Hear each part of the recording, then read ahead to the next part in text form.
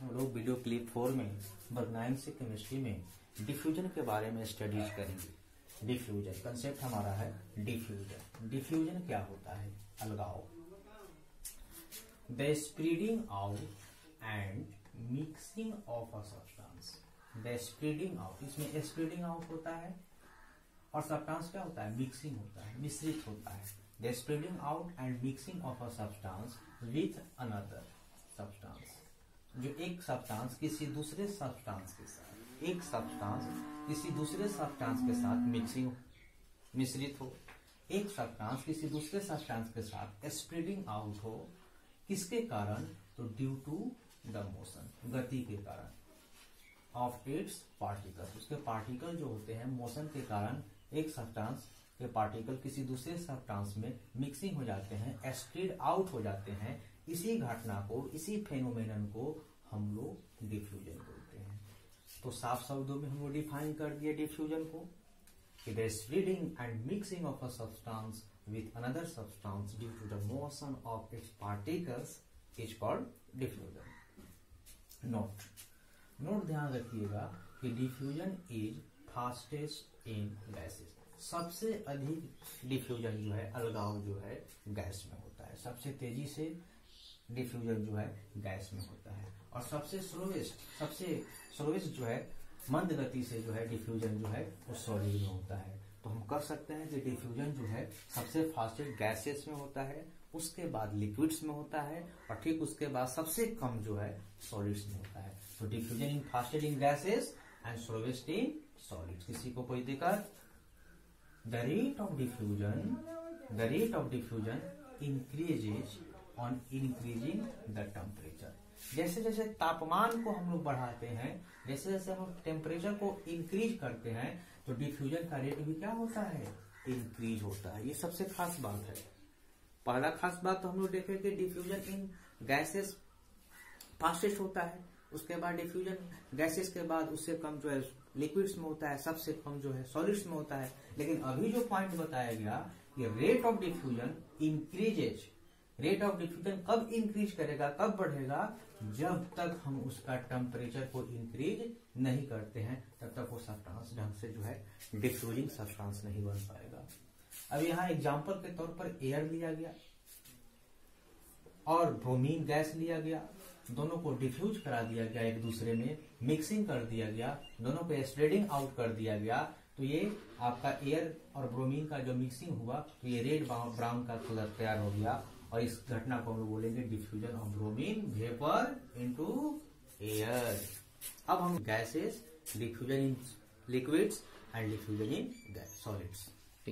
अब हम लोग देखेंगे, नोट ध्यान रखेंगे, जो डिफ्यूजन की घटना घटित हुई, उस घटना में इस नोट का बहुत बड़ा महत्व है। क्यों घटित हुई? The phenomenon of diffusion tells us that the particles of matter are constantly moving. ये जो घटना डिफ्यूजन की घटित हुई, इसमें यह बताया गया हम लोगों को कि पार्टिकल्स के, मैटर के जो पार्टिकल्स होते हैं वो निरंतर जो है गतिशील होते हैं।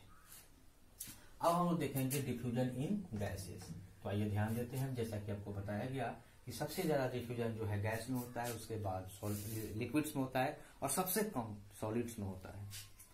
तो डिफ्यूजन में इन गैसेस में देखेंगे कि लाइट गैसेस, हल्का जो गैस होता है, light gases diffuse faster than heavy gases.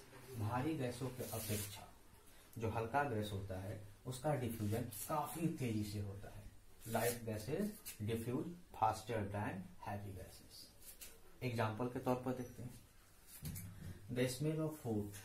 जैसे कि गर्म खाना किचन में बनता है, तो उसकी खुशबू जो है हमारे नाकों तक पहुंच जाती है, और हम लोगों को पता चल जाता है कि कहीं कुछ समथिंग स्पेशल बन रहा है।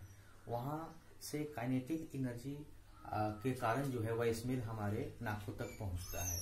तो ये डिफ्यूजन इन गैसेस है। वहीं ठंडा खाना रखते हैं तो उसका स्मेल हमारे पास नहीं पहुंच पाता है, लेकिन गर्म खाना का स्मेल हमारे पास पहुंच जाता है। क्यों? Due to diffusion in gases के कारण, ड्यू टू काइनेटिक एनर्जी के कारण, due to particles of matter constantly moving.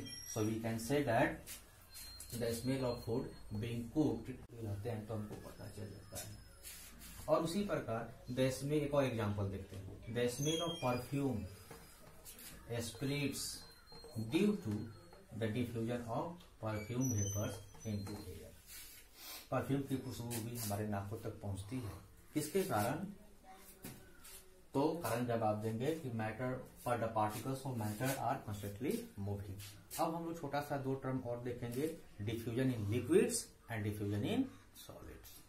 In liquids के बारे में तो बताया गया डिफ्यूजन इन लिक्विड्स में कि diffusion in liquids is slower then that in gases. Gas की अपेक्षा लिक्विड का डिफ्यूजन काफी स्लो होता है। नोट को ध्यान रखेंगे कि the rate of diffusion in liquids is much faster than that in solid. Solid की अपेक्षा डिफ्यूजन का रेट जो है लिक्विड में क्या होता है, काफी तेजी से होता है। एग्जांपल देखते हैं, the splitting of blue colour of copper sulphate into water.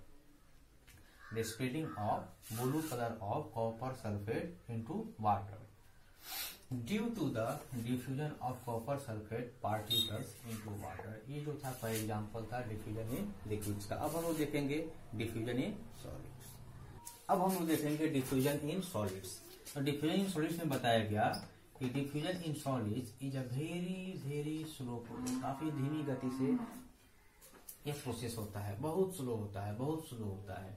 इसमें नोट ध्यान रखना है कि कहा गया कि the diffusion of a solid substance into another solid substance. एक सॉलिड सब्सटेंस किसी दूसरे सॉलिड सब्सटेंस में जो डिफ्यूज करता है इज सो स्लो, काफी धीमी गति से होता है, that many people think that, अधिकांश लोग ये सोचते हैं कि diffusion does not take place. Diffusion तो हो ही नहीं रहा है, लेकिन ध्यान रखिएगा कि डिफ्यूजन होता है सॉलिड में, लेकिन काफी धीमी गति से होता है। ये था आपका डिफ्यूजन का कंसेप्ट।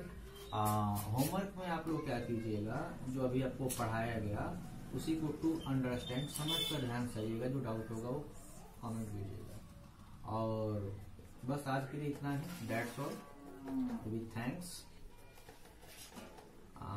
अगले क्लास में आपको फ़ारेनहाइट और सेल्सियस के बारे में सिखाएंगे, फाइंडिंग करना।